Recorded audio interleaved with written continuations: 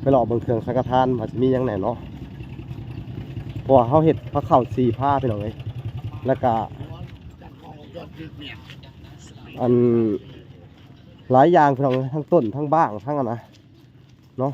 เฮ็ดบุญให้พ่อปู่พญานาคนำแน่พี่น้องเอ้ยนี่บริลุกนะมุกมือดุจะใช้จมูกปะเดี๋ยวเอาขูดสับให้ดอกอะไรบางก่อนที่ให้ดอกแค่10,000นะคือหลายอย่างต้นน้ำมอต้นนึงต้นน้ำไปเบิ่งเอาเนาะเสียดบุญเนี่ยอันให้พ่อเพิ่นแล้วก็ให้เฮ็ดให้พ่อปู่พญานาคเด้อโดยเอาสังฆทาน2อันเนาะอันแม่นบ่2อันบ่แม่นนี่อันนี้ห่อสับเป็นก็ได้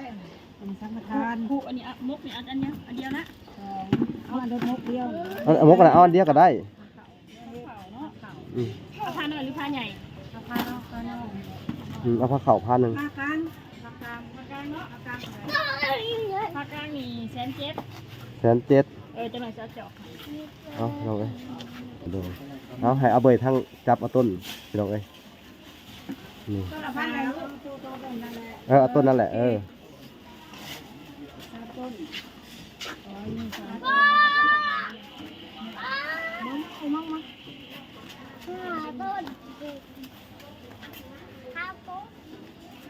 พาเพิ่นมาเฮ็ดบุญพี่น้องให้พ่อแล้วก็ให้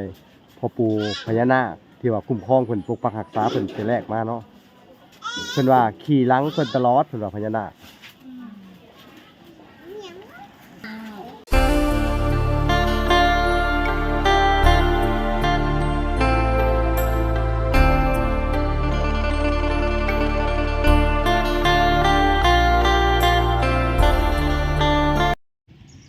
โอเคเนาะทุกคนกราบสบายดีพ่อแม่พี่น้องเบิร์ดสุขุสุคนเนาะกันยินดีเข้าสู่ช่อง YouTube เบาหลาสายบุญคุณธรรมคือเก่านะทุกคนเนาะ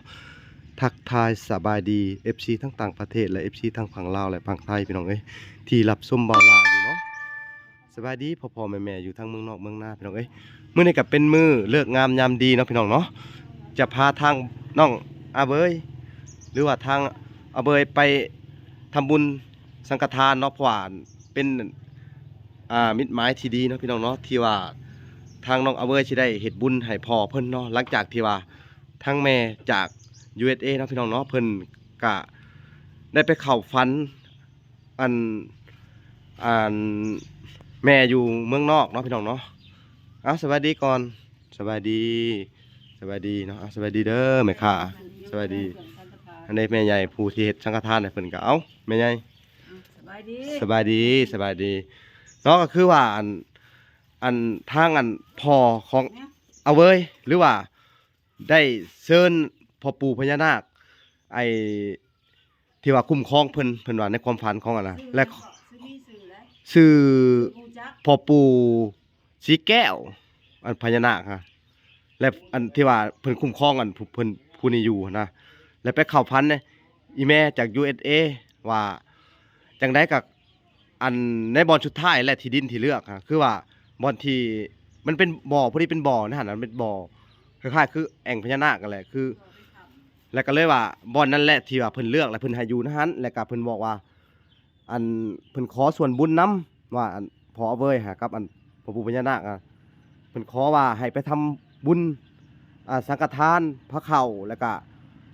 ก็มีเนาะกับแล้วก็สิได้มีอันสุดทางกระทาน2สุดเนาะทุกคนแล้วก็พระเข่า4ผ้าเนาะแล้วก็พระเข่าทิพย์ผ้า1เนาะโดยก็เป็นทางอัน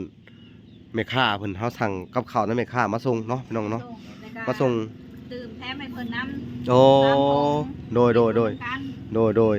อันนี้ก็ยังบ่พออยู่เนาะเดี๋ยวยังไปซื้ออีกอยู่น่าสิได้ไปซื้อตื่มอีกเนาะทุกคนเนาะโดยเขาก็เตรียมชุดไว้ก่อนสิได้ไปถวายสังฆทานให้ทางอันเผื่อเอาไว้เพราะว่าพ่อปู่อันโพสีแก้วน่ะเพิ่นอันดูแลน้องเอาไว้อยู่เพิ่นว่านอนหลังคู่มือเนาะน่าจะบ่ล่าว่าน่าจะเป็นเครือที่เพิ่นนอนอยู่ค่ะเครือคือพญานาคเนาะไปจังได๋ก็เพราะหลังจากที่มื้อบ่ล่าไป จุดธูปขอขมาทางอันพ่อเพิ่นแล้วก็ว่าจังได๋ก็ให้ช่วยน้องเพิ่นว่าทางว่าหลานนี่อยากเอาอันจุดธูปแล้วก็ขอขมาเพิ่นแล้วก็ขอบอกเพิ่นว่าสิช่วยเหลือน้องแล้วก็ทางอันพ่อเพิ่นก็ได้ไปตามพญานาคอันองค์นี้แหละมาซอยแต่ว่าพญานาคองค์นี้ครับเพิ่นอันไปเผาฟันอยู่ทางเมืองนอกพุ่นว่าแล้วว่าจังได๋ก็อันค่อยอันเพิ่นในความฝันอีแม่ว่าอันจังได๋ก็อยากให้อันสิซอยเอาเว้ยเพิ่นว่าแต่ว่าบารมียังบ่ถึงเพิ่นว่าอยากให้ไปทำบุญถวายสังฆทานเพิ่มอีกเลยอยากได้พระเขาให้หยังแหละก็เพิ่นสิมีบารมีเพิ่นในความฝันนั่นน่ะเพิ่นสิมีบารมีเก่งกล้าและเพิ่นสิช่วยเบิดคนที่ว่าช่วยเอาเว้ยนี่เพิ่นเว้าในความฝันเนาะเพิ่นก็สิแผ่อันให้เลยทางพ่อปู่ฮะพ่อปู่สีแก้วเนาะและเพิ่นก็บอกอีแม่ว่าอันในจุดที่เพิ่นอยู่น่ะเพิ่นสิคุ้มครองอยู่นั่นล่ะสิอันอยู่เย็นเป็นสุขว่าในวันที่เอาเว้ยเลือกฮะในวันที่ดินบ่อนสุดท้ายเนาะวันที่เฮาเลือกนะก็คือประมาณอัน10กว่าล้านเนาะพี่น้องเนาะเฮาบ่ล่ะจะสิไปต่ออีกเนาะพี่น้องเนาะแล้วก็โดยเนาะแล้วก็ผู้ดีมื้อนี้ก็สิได้เฮ็ดสังฆทานพระเข้า4ผ้าเนาะพี่น้องเนาะแล้วเฮาก็สิได้ซื้อพระเข้าเท่าใดก็แม่ค้า 150,000 แสนห้า ถุงเท่าไหร่เนาะ ถุงละ15อันนี้ ถุงละ15 อันนี้สุกหน่อไม้ 60 90 1101,500,000แล้วตื่น3ถุงสุกหน่อไม้ผู้อยู่พวก2 4 6 8 10 11ถุงนี่ นั่นเนาะเอาไล่ไปสิก็ได้เอา ตัวนี้เฮาแถมกัน โดเจ้าแถมถุงเดียวเนาะ 2 4 นี่จะ 8 10นี่1,500,000นี่ถุงละ15นี่1,500,000ค่ะ มันบอกเอา ถุงนี่1,500,000อันนี้เฮา 60 ตื่น 90 แล้วตื่นโอเคเนาะพี่น้องเอา150,000แล้วตื่นท้ายก็คือว่าเอาบุญเอาทานนำกันเด้อแม่เด้อ โดยสาธุ โดยเอ้า แข่งหาเงินยาก แม่ค้าเพิ่นเขามาซอยพี่น้องเอ้ยก็ถือว่าทางอันนี้ก็เฮาก็ยังสิพระเข้า4ผ้ามันยังบ่พอเนาะยังบ่พอเฮาก็สิได้ซื้อมาเพิ่มเติมอีกพี่น้องเอ้ยแล้วก็ไปซื้อสุดสังฆทานเนาะสุดสังฆทานของแล้วก็มีต้นน้ำแน่สิได้เฮ็ดให้เพิ่นเนาะพี่น้องเนาะเป็นได้เอาเว้ยดีใจบ่สิได้เฮ็ดให้พอเนาะเอาขอบใจทางอีแม่อยู่เมืองนอกเอาขอบใจแล้วก็ให้พรเพิ่นนำดูบ่เป็น น้ำอ้ายเด้อ โดย เด้ออันนบมือขึ้นพนมมือขึ้นขอบใจเด้อที่แม่อยู่ทางเมืองนอก ที่แม่อยู่ทางเมืองนอก ที่ช่วยเหลืออาเบย ช่วยเหลืออาเบย ขอให้เพิ่นมีแต่ความสุข ขอให้เพิ่นมีแต่ความสุข ความเจริญ เจริญ ความเจ็บอย่าได้ ความเจ็บอย่าได้ ความไข่อย่ามี ความไข่อย่ามี เด้อแม่ เด้อแม่ สาธุสาธุบุญนำเด้อ ถูกบุญนำเด้อ เอาแล้วก็ให้เพิ่นจงมีแต่สุขภาพอันแข็งแรงสิ จงมีแต่ความสุขภาพแข็งแรง อายุมั่นขวัญยืน มันปันยืน ร้อยปีแล้วเด้อ ร้อยปีแล้วเด้อ สาธุเอาพี่น้องเอ้ยเพิ่นก็ว้าวบ่ค่อยเก่งบ่ล่ะก็สอนเพิ่นเนาะต้องขอโทษขออภัยนำผิดพลาดประการใดกันเนาะเอาโดยเนาะวันนี้เฮาก็สิจ่ายทั้งอันค่ากับข้าวเพิ่นพี่น้องเอ้ยยังได้ครับพวกเขาเพิ่นพี่น้องเอ้ย บ่ได้เรียนหนังสือบอกฉันบอกบ่อยากถือ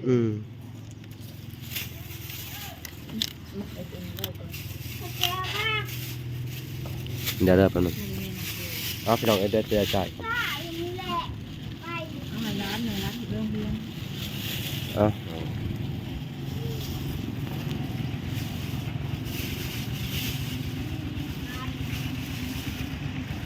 เพิ่งไปกับ150,000นะพี่น้อง เส้นหา10,000ยังบ่พอ ยังบ่พอสุดว่าเขาเวลายังสิไปซื้อเพิ่มเติมอีกเนาะ เส้นหา10,000สิรับน้องเด้อ เอาพี่น้องเอ้ยให้ทางในการให้แม่ย่าอัน ใจเลยล่ะ จัดเตรียมไว้ก่อนเนาะ ใจเด้อ เอาพี่น้องเอ้ยเฮาก็สิได้พาทั้งน้องเบยเขาไปซื้อชุดสังฆทานเนาะชุดสังฆทานแล้วก็สิได้เฮ็ดบุญเฮ็ดทานพี่น้องเอ้ยไปรอรุ่นน้ำกันว่าจะเป็นจังไดพี่น้องเอ้ยโอเคเอาเนาะทุกคนเนาะตอนนี้ก็พาเบยมาซื้อเครื่องสังฆทานเนาะสบายดีเบยสบายดียามเช้าเนาะทุกคนเนาะไปย่างไปซื้อเครื่องสังฆทานเนาะให้น้องเพิ่นไปรอเบิ่งเครื่องสังฆทานว่าสิมีหยังแหน่เนาะเพราะว่าเฮาเฮ็ดพระเข้า4ผ้าพี่น้องเอ้ยแล้วก็อัน หลายอย่างพี่น้องทั้งต้นทั้งบ้างทั้งอันนะเนาะเฮ็ดบุญให้พ่อปู่พญานาคน้ำแน่พี่น้องเอ้ยนี่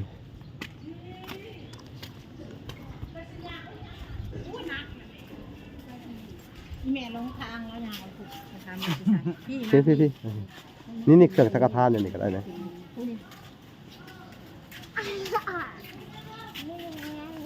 โมเมนต์วัดตัวนี้ มันเสาแหลมเลย โอ้ทรงผมคือมาเท่ใช่บัดนี้ ยาหนูเลยโอ้ค่ะใช้เห็ดเท่านั้นนะบ่มือกระดูกนะ ห้านได้แหละ เด้ง นี่เนาะพี่น้องเนาะเครื่องสังฆทานก็จะอยู่นี่เนาะเนี่ยต้นนี่ก็มีเลยเดี๋ยวต้นเอาต้นเลยก็ได้เนาะ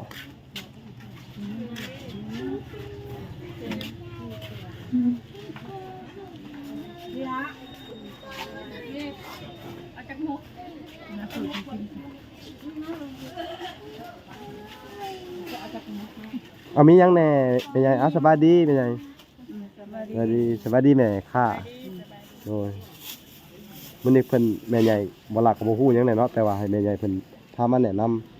แม่เบาหลายเองนะพี่น้องเนาะ อะไรกันแสนสามบริลุดนะมุกไหนดูจะใช้จมูกปะเดี๋ยวเอาผูกสับไทยดอกอะไรบางกรซื้อไทยดอกแค่10,000นะคือหลายอย่างต้นน้ำมอต้นนี้ ต้นน้ำไปเบิ่งเอาเนาะเสียดบุญเนี่ยอันให้พ่อเพิ่นแล้วก็ให้เฮ็ดให้พ่อปู่พญานาคเด้อโดยเอาสังฆทาน2อันเนาะอันแม่นบ่2อันบ่แม่นนี่ อันนี้ห่อสับเป็นก็ได้เป็นสังฆทานผูกอันนี้มุกนี่อันเดียวนะเอาอันเดียวมุกเดียว เอาหมกอะไรเอาอันเดียวก็ได้ เอาพานหรือพานใหญ่เอาพานเอาพานเอา เอาผ้าขาวผ้าหนึ่ง พากลางเนาะพากลางพากลางนี่1,700,000 1,700,000 จะหน่อยจะเจาะ เอาเอาไปอ๋อราคาจำนวนเนาะอันนี้มึงสิไรมึง อันนี้เท่าไรอันนั้นแหละอันนี้100,000 100,000 จะรุดเด้อเข้าทิพย์เด้อโอ้ยรุดหลายบ่ได้เด้อเฮาสิไล่แล้วเฮาสิรุดไหมันไปรุดหลายบ่ได้ อันน่ะบ่ช่วยนะบ่นี่ลูกกำพร้าได้เฮ็ดบุญให้เพิ่นนี่ลูกกำพร้าที่ว่านอนในเครือเด้ ต้นจะเงินตัวเต็มนะเขาได้แล้วอ๋อพี่น้องเอ้ยก็สิให้เบิ่งนำกันราคาเนาะมันก็สิมีแต่ละชุดเดี๋ยวหาใช้เพิ่นเขียนบินให้เด้อเขียนบินให้แหน่ ต้นนี้ต้นน่ะ100,000มันงามเอาตัว50เนาะเอาใบพันนะบ่ซะค่ะ40,000เป็นต้นนึง เอาใบพันก็ได้เนาะ เอาไปพันเนาะโดย ได้ค่ะ40,000น่ะ จะไปจับเอาจับเอา เอา3ต้นเด้อเอา3ต้นเด้อล่ะเอา3ต้นเอา3ต้นเด้อว่ามันมีองค์คูณ3เนาะ เอา3ต้นได้แล้วแม่ค้าเฮ็ดบินให้ได้เด้อ ได้ โดยเอาให้เอาเบยทั้งจับเอาต้นพี่น้องเอ้ยนี่ ต้นละพันแล้วต้นนั่นแหละ เอาต้นนั่นแหละ3เออต้นอ๋อนี่3ต้นมั่ง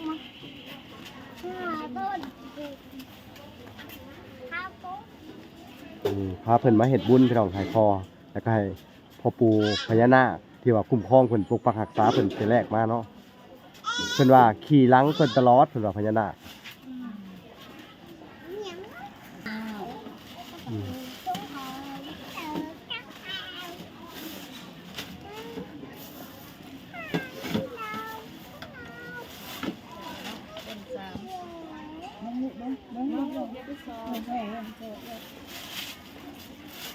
ใส่แล้วก่อนจะใส่กินเด้อตัวนี้เข้ามาเนี่ยแล้วมันเลยเนาะนี่ก็เอาสีแดงใส่ที่รถสีกับขาวสีแดงเขาบางไม่ใส่2 หมาก3 หมาก2 หมากทาง2 หมากก็ได้เดี๋ยวเราไปเที่ยวแม่ได้ก็ยังคิดใส่ผ้าขาวหรือไม่ได้ใส่แดงใส่มุกน้ำเอาไม้เกาอยางไม้เกาอยางได้ใส่น้ำไม้เกาอยางกับวาง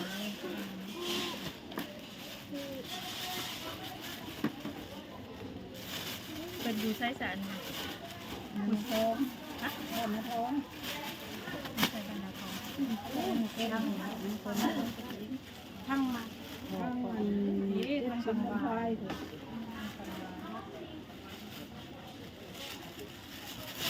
็คือบอกเอาตัวนี้เอาตัวนี้เด็กพอดีเลยมันจะหิวเมื่อเขียนบินให้ก่อนมาเนี่ยมกห่อไม่ได้ใส่นะเด็กเราเอาหมกใช้ยังไงจดก่อนได้จดรายการให้ก่อนมาหนึ่งก็ได้ที่ใส่กันแล้วรายการก่อนก็ได้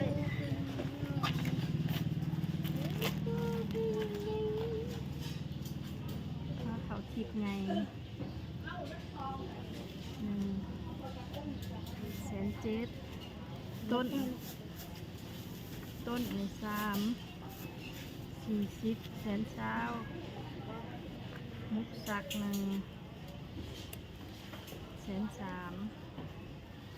คุสังฆทาน2ผูก200,000มุดเนาะลายบางกรในชีวิตไทยแล้วนั่นไงครับสิก็เลยตีแหน่มันสิแหลกเพราะว่าได้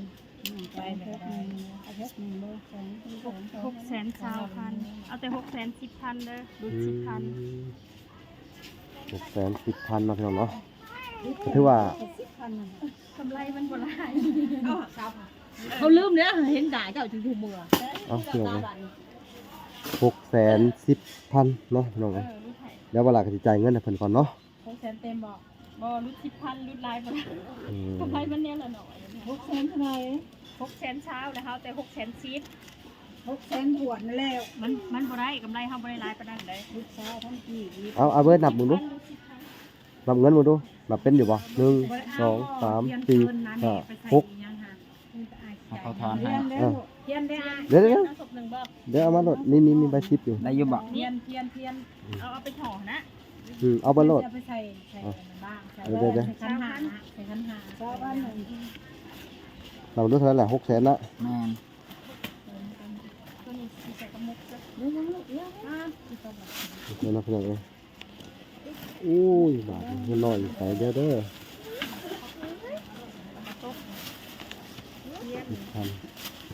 เทียนได้ เอา เขียนใส่บ่นี่เขียนใส่บินเลยบ่ เราเขียนใส่บินเลย บ่อีกเขียนชาวพัน อันนี้ก็ได้ เป็น603,000 เฮ้ย630พอดีเลยบ่ เพราะว่าเพิ่นบวกเขียนอีก20,000นึง โอเคแหละล่ะ เอาบินนี่เอา ซื้อหน่อไม้มาเลย นี่เนาะทุกคนเนาะ กินแพง อันจำนวนเงินนี่ก็สิประมาณนี้เนาะ600,000โอ้630,000เนาะทั้งหมดแล้วก็ค่าซื้อกับข้าวแน่พี่น้องเอ้ยหลายอย่างจะได้เฮ็ดบุญใหญ่ให้ทางอันเอาเว้ย เอาเบอร์เห็ดต้นให้พ่อ เอาให้พอ ทานให้ เพราะว่า ครบแล้วเด้อ พอเพิ่นหลังจากตายไปกับบริจูดบริเผาเลยเนาะเขากันนั่นเลยเนาะเขาไปเป็นห่วงลูกเอาเนาะพี่น้องหลังจากที่ว่านะครับจะได้เตรียมข้าวของไปวัดเนาะ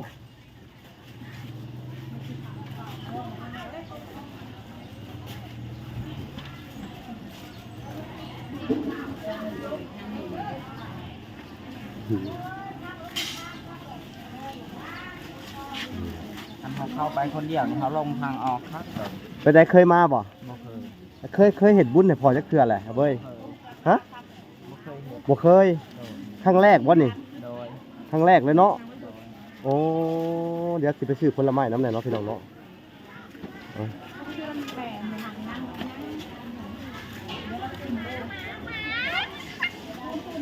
อันนี้ก็คือตลาดแกงกอกนะพี่น้องเนี่ย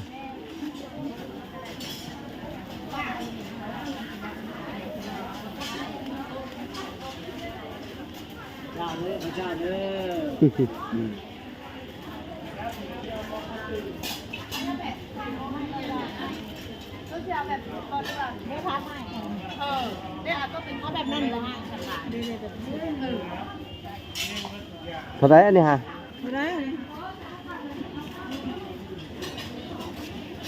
นี่เนาะที่ซื้อมาไหว้น้ำแน่พี่น้องเนี่ยฮะเอาโลดเอาตัวใดกันเลยเอาหมักตัวใดเอาเว้ยเลือกเอาเอาเลยเว้ย อันนี้เขาข ายแสนจ้าแหละเขาจะแสนเดียวคนใหญ่เขาจะเอาบุญน้ำจันเอ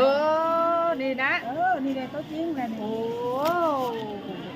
อันนี้นอนในต้นไม้เด้ ต้นไม้ก็เป็นนาลังพญานาคนอนใช้เห็ดบุญฝ่ายพญานาคเนี่ยเพิ่นสิส่งพรให้เด้อ ใหญ่ก้อนหลายโดยมาในสาธุองค์โตเด้อสาธุ เอาพี่น้องเอ้ย เอาเป็นมากๆว่า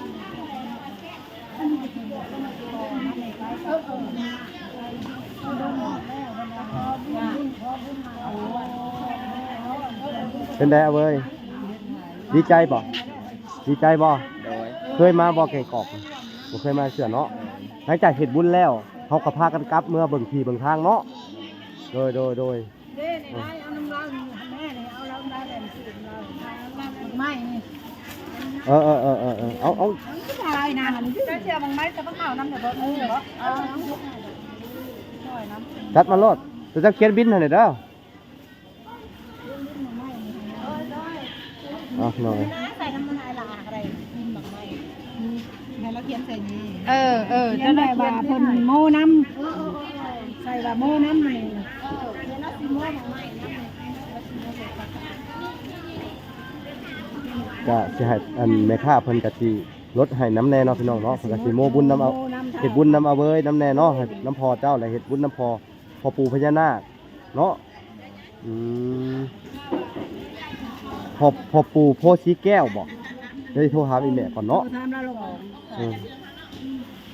เฮ็ดบุญให้เพิ่นส่งบุญส่งทานไปให้เพิ่นเนาะอันนี้เด้นี่เพิ่นโม่น้ำเด้อ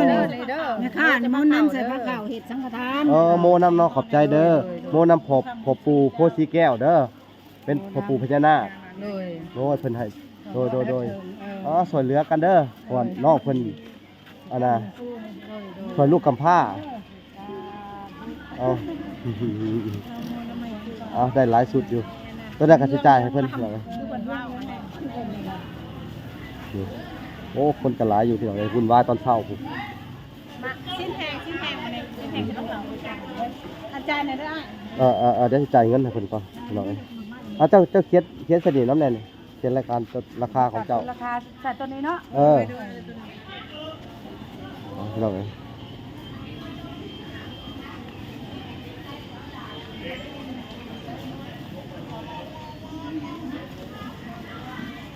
อย่าวางพื้นหิวเอา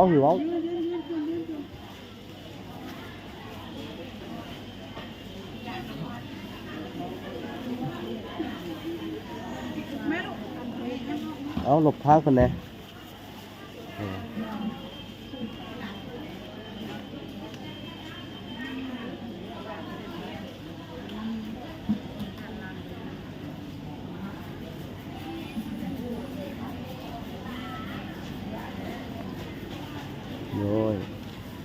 ขอบใจเด้อบุญคำนำชูเด้อให้โชคให้มานให้ร่ำให้รวยเด้อเอาพี่น้องเอ้ยก็จะได้เดินทางไปวัดหลังจากซื้อของเสร็จเนาะเอาเห็ดผ้าเข่าหลายอย่างนะพี่น้องเอ้ยก็มากับแม่ใหญ่พี่น้องเอ้ยพอหลักเห็ดโบเป็นกันเลยให้ทั้งแม่แล้วก็น้องสาวมาเห็ดสอยพี่น้องเอ้ยว่าทั้งแม่เพิ่นเคยเห็ดเนาะพี่น้องเห็ดประจำอยู่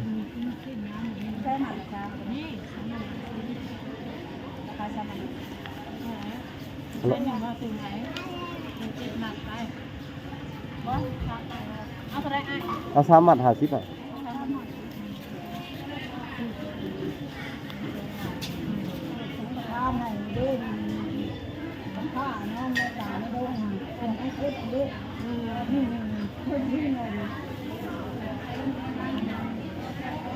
ว่าข้างนอกมาซอยเ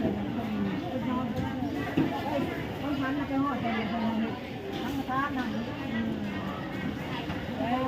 ผู้ชายพญานาคนอนในรังพญานาคเธอแบบห่วงไปบางทีไม่รู้คืออะไรแล้วมีพ่อแม่นี่60ไอ้ห้อย4 หมัดธรรมดามันเขาตื่นเช้าหมัด60ป่ะเห็นอยู่ในเฟซเห็นอยู่มาตัวจริงแล้วนี่ค่ะ เราบ่มีพ่อมีแม่นะ โยยลูกกำพร้าจะเอาเจ็ดบินแทนนั้น เราจะเก็บบินรวมเงิน ถ้าบ่มีฮอดบีก่อนจะ อุ้ย มีน้ำบี โทษเห็นมากระตุ้น แล้วบ่มีมิกมันเลยจะกระจังแปะนะ เอาไปจดใส่ก็ได้จดใส่กันก็ได้ซิมเจ๊ ได้รับเห็นอยู่ พ่อมีแม่น้องเพชรแล้วเนาะ เจ้ามีนะใส่น้ำมูกมัน เส้นแห่งเนาะ 60,000กีบ60,000กีบ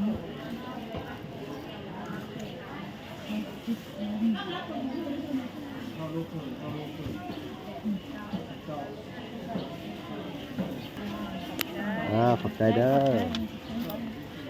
เราไปใช้ต่อบัตรนะเว้ยเมื่อไรบ่เมื่อไรบ่แม่เอาเมื่อบาทเนี่ยเมื่อเป็นบุญเดี๋ยวจะปวดทันเอาพี่น้องเอ้ยเดี๋ยวเขาก็จะได้เมื่อจัดแจ้งพระเข่าเนาะพี่น้องเนาะ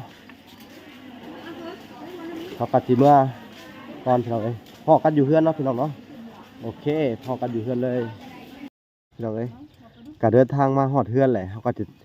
เตรียมมันพระเข่าพระป้าเนาะจะได้แต่งครัวลงวัดพี่น้องเอ้ย แล้วก็แต่งอยู่วัดแล้ว ต้องไปแต่งอยู่วัดเนาะ มีแต่เฮาอันไปจีนสิ้นแห่งมาใส่มกใส่ห่อ โอ้ แล้วก็แต่งอยู่วัดเลยเพราะว่ากระตุกถ้าเขาอยู่วัด เอาพี่น้องเอ้ยไปเจอกันอยู่วัดแหละแต่งได้ก็ได้เดี๋ยวเขากัดติดให้ทุกคนเบิ่งตอนไปเจอกันอยู่วัดเนาะพี่น้องเนาะ เอาโค หมูมียังหลายพี่น้องเอ้ยเป็นอะไรเอาเว้ย ดังไฟก่อน เอาเดี๋ยวมาขอกล้องก่อน